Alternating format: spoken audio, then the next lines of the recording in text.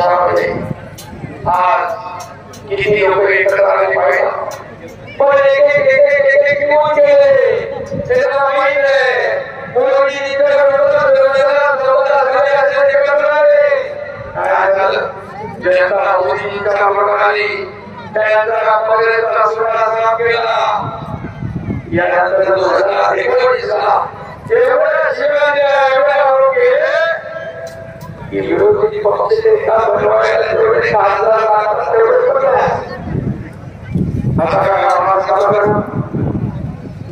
2024 काळात सुराळा वेळा